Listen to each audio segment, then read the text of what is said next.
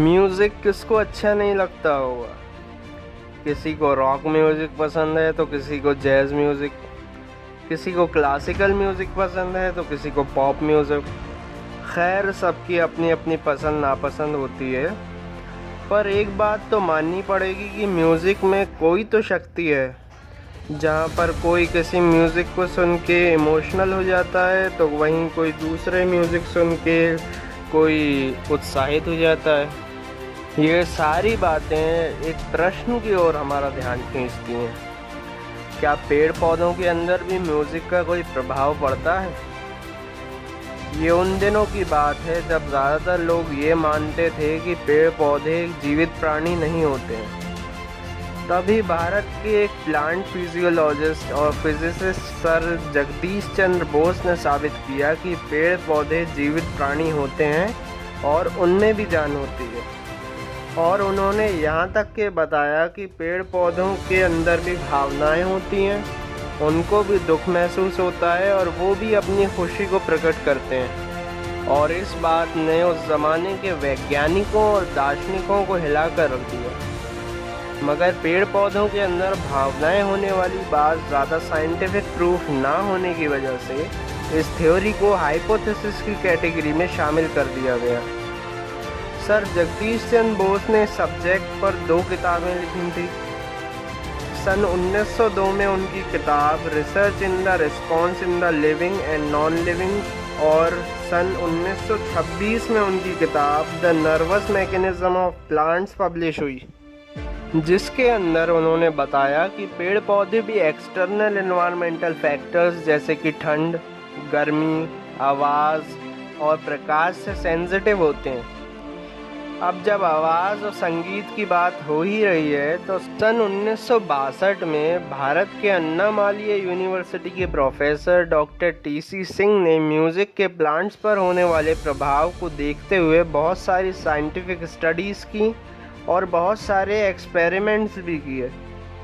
जिसमें उनका एक एक्सपेरिमेंट है जिसमें उन्होंने बालसम प्लांट, जिसको कि हिंदी में गुल मेहंदी कहते हैं, इस पौधे को उन्होंने सबसे पहले क्लासिकल म्यूज़िक से एक्सपोज किया और बाद में उन्होंने इसे अलग अलग तरह के म्यूज़िकल इंस्ट्रूमेंट्स जैसे कि बांसुरी, हारमोनियम, वायलिन और वीणा के म्यूज़िक से एक्सपोज किया।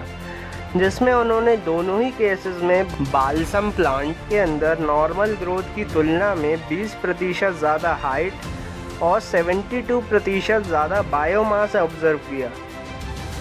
इसी सेम एक्सपेरिमेंट को उन्होंने बाद में खेतों में उगने वाली फसल के साथ किया, जिसमें उन्होंने ग्रामोफोन और लाउड स्पीकर की मदद से एक पर्टिकुलर राग के म्यूज़िक को बजाया और ऑब्ज़र्व किया कि फसलों के अंदर साइज़ 25% से लेकर 60% तक इंक्रीज़ हो गया है।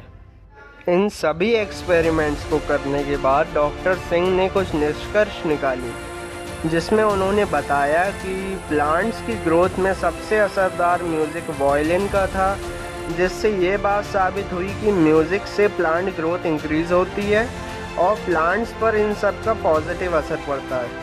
इन सब एक्सपेरिमेंट्स के बाद डॉक्टर सिंह ने ये खोजा कि म्यूज़िक का पॉजिटिव असर बीजों पर भी पड़ता है, जिसमें उन्होंने पाया कि बीज जिनको म्यूज़िक से एक्सपोज किया गया था, बाद में पौधा बनने पर इनमें ज़्यादा पत्तियाँ, ज़्यादा साइज़ और प्लांट जेनेटिक क्रोमोसोम तक चेंज हो गया था।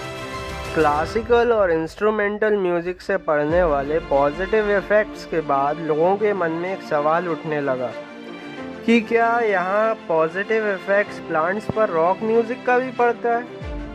इसी बात की खोज 1973 में प्रोफेसर फ्रांसिस ब्राउन की स्टूडेंट डोरोथी रिटलैक ने एक एक्सपेरिमेंट कंडक्ट किया, जिसमें उन्होंने गेंदे के पौधे को रॉक म्यूज़िक से एक्सपोज किया और कुछ दिनों के बाद उन्होंने ऑब्ज़र्व किया कि गेंदे के पौधे की पत्तियों का साइज़ नॉर्मल से छोटा और एबनॉर्मल वर्टिकल ग्रोथ हो रही है। और उन्होंने ये भी ऑब्ज़र्व किया कि प्लांट्स के अंदर एक्सेसिव वाटर अपटेक हो गई है, जिसकी वजह से ये प्लांट कई जगह से डैमेज भी हो गया था। और एक्सपेरिमेंट के 2 हफ्ते बाद गेंदे का पौधा मर गया। ये सभी एक्सपेरिमेंट्स की ऑब्जर्वेशंस का रिजल्ट्स रचेल एक ने 1973 में अपनी book the sound of music and plants में पब्लिश किया था।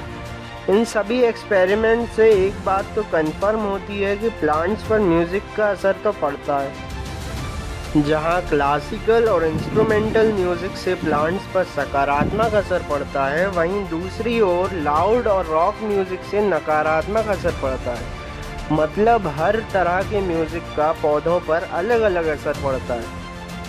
तो इसी के साथ मैं अपनी बात को समाप्त करता हूँ। So goodbye and take care.